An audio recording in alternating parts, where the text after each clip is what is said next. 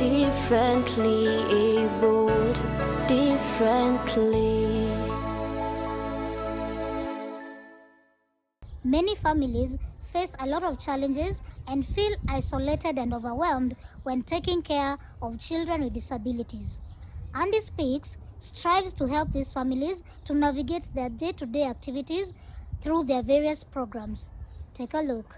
I'm a mom of 3 boys, 18, 14, 13, and the last 2 have autism, epilepsy, and a bit of intellectual challenges. And walking that journey of raising special needs kids where there is no guidance. Back in the days, there was no social media to tell you, oh, there is this WhatsApp group, there is this other mom somewhere. It was you and your God, and if you're told go west, you go west. If west does not work, you try going south. And that frustration is what made me form Andy Speaks for Special Needs Persons Africa. The experiences with community, the stigma, the challenges that I was going through, and watching my kids also being rejected, being sidelined in community, and sometimes even your own family does not understand how to work with them or how to handle them, so it remains that it is squarely on you. With no stable source of income, Dr. Sylvia faced a lot of challenges. I was employed. When I got Andrew, the first things we were getting was a lot of hospital visits. Today is the stomach, tomorrow is, I don't know, colic, the other day.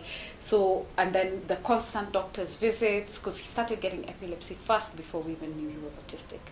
And that got to a point that now I had to quit my job and just try and have more time to take care of him. And then shortly after, I hear you're pregnant, and I'm like, Che, am I ready for this now? Because you see, at that time, it was the first shocker.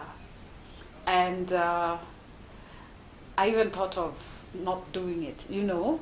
But then I remember my mom encouraging me, like, you know what, just have this child. You never know. And no kishindwa tuko. So I was like, okay, let me do this. Only to find now my second child again was not meeting the milestones. At that time, for him, the denial was so high. So now I had to quit my job. And shortly after my son was born, I went through my divorce. So like your life comes from here to here in a span of a year, and you have to figure it out. My friend, I was 48 kilos with 3 children. When you're on stairs, yeah, I used to carry one like this, another one on the back. Then my son carries my handbag, and you're so tiny, and people are looking at you. Mama, yenu yuko wapi? I'm like, are mine. So it was not. I can laugh about it now, but then in hindsight, but it was one of the lowest moments in my life. Those are some of the things that remind me every time I get a call from a mom. I know what it feels like. Days I couldn't afford medicine for the boys, because with the morbidity of epilepsy, that means every day this child has to take meds. And it's not cheap, I will not lie to you. It's not cheap. At that time, I don't even remember if I could afford even insurance, you know. And every time he does not get it, 80% of the time will be in hospital for admission. So it was baptism by fire. Her lived experience and the urge to help other caregivers necessitated the formation of Andy Speaks. It was a walk in the darkness for a very long time.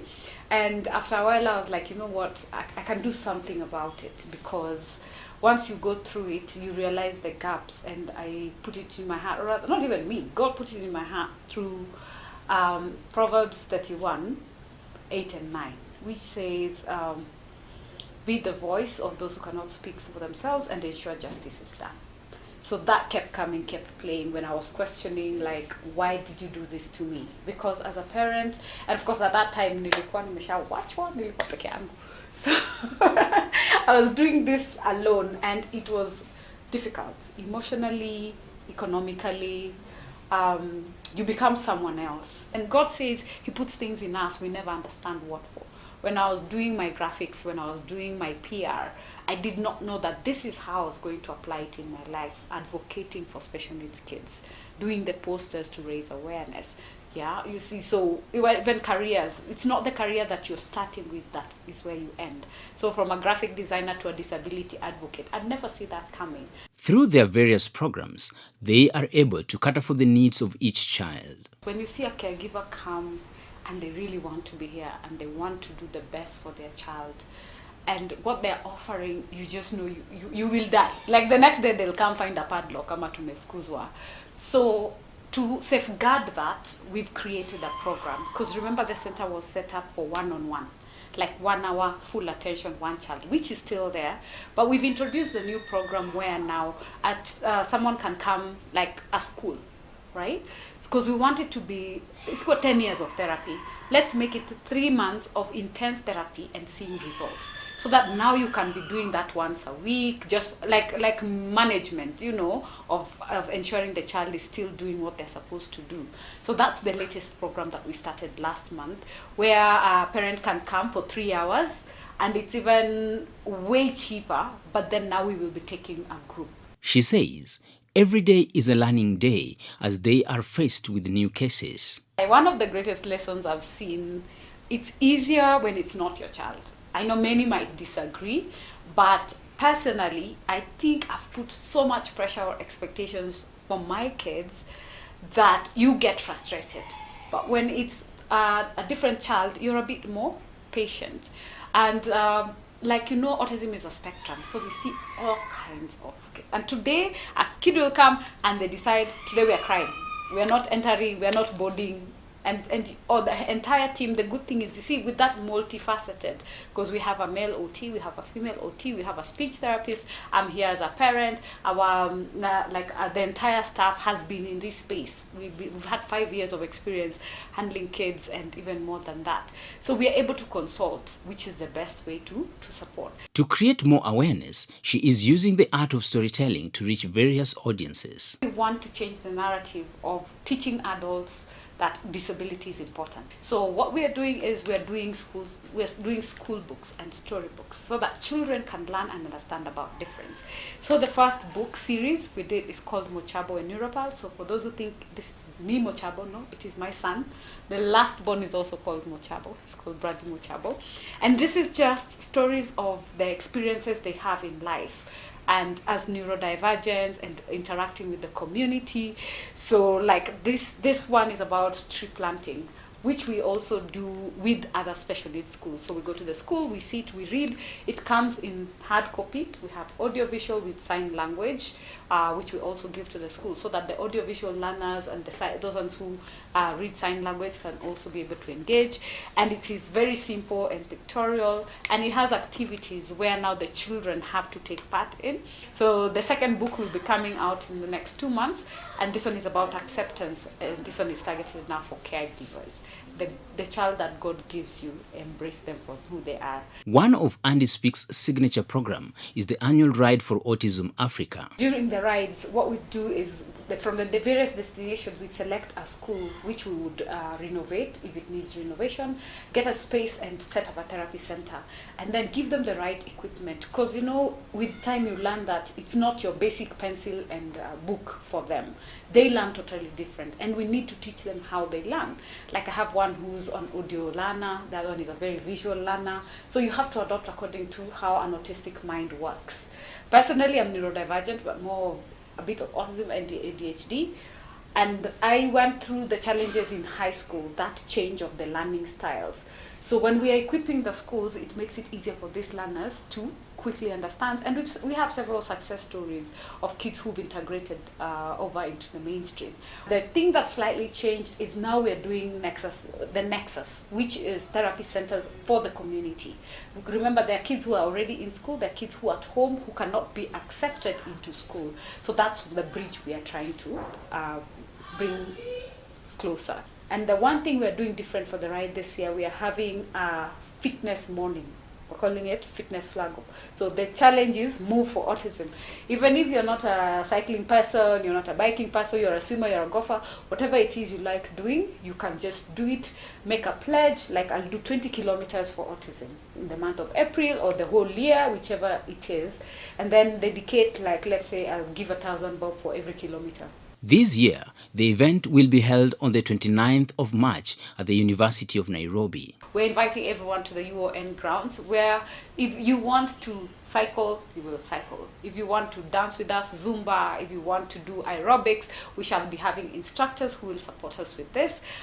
Entry is 500, which is actually just donation towards the therapy centers we've just mentioned, and to ensure tunasindikiza watu wa cycling, because we have a team of 15 who will be cycling to Nakuru in 5 days, and then we'll be having the 2 medical camps in Naivasha at the sub-county hospital, in Nakuru at the Nyayo Gardens, where we will be having the National Council, of course, doing the assessment and registration.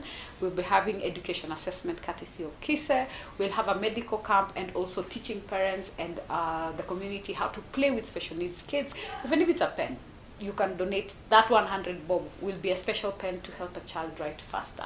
If you have 1,000 bob and another 50 bob, tukishikanisha haba na haba, I'm sure we're going to ensure that the classes are going to be spectacular. Over time, these initiatives have been used to monitor and evaluate the welfare of children with disabilities and their caregivers. Looking back, when we were doing a monitoring and evaluation, you realize when you give a donation and you leave, there is some gray areas that remain. Yes, we've set up, yes, we've given you the equipment, but what is the greatest challenge you've seen is that HR element, employing and being able to afford to have that occupational therapist come. So when we started, we were hoping to open it to the community. So if it's in Mnarani Special, then the community should be able to come and use that center. But we all know there are ministries, there's government, there is their limitations, and that's why we've changed our strategy. So you see, like at Pangani, they already have someone who comes, but they don't have equipment, which makes it easier if we equip them, and we will be setting up and now a community center doing the same. So if we work together with institutions like KMTC, where they train occupational therapists, it will be easier to send like learners also to the schools where they can be able to support them at no cost for the families. If you look at the Act, a lot of the bill things that we had written to Parliament, we had written to the Senate, and every time there was public participation, we've seen a lot of that being added onto the bill, and it helped also being in the National Council and representing caregivers and OPDs, because we could give that lived experience that, hey, this will not work for us. And proud to see that there's been adoption of core support services now with the autism programs that is being handled by the National Council. So it's for autism and other related disabilities. We are doing this from the scratch, just to make sure that our children are independent. Remember, your child's independence is your independence as a mom. That means you can go to work, that means they can go to school, so the entire community benefits, and that child will be able to coexist with us, and we'll be able to ensure that they get everything that they need. Let's take a short break, but we'll be right back with more. Don't go too far. 'Cause we're differently abled, differently.